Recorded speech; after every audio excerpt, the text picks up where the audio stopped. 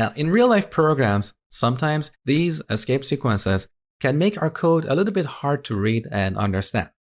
Now, this is not terribly bad, but what if we wrap this entire path in double quotation marks? We have to type a backslash followed by a double quotation and one more time at the end.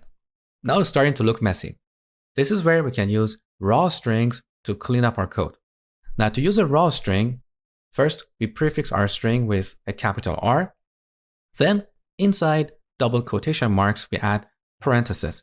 Now, whatever we type inside the parentheses will be printed as is. So there is no need to escape anything inside parentheses. Here's an example. So first we're going to prefix our string with a capital R. Then we're going to wrap everything inside double quotation marks with parentheses.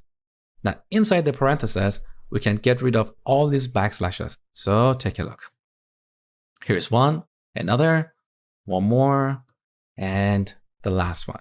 So what you see inside parentheses is exactly what we're going to show to the user. Our code is cleaner and easier to understand.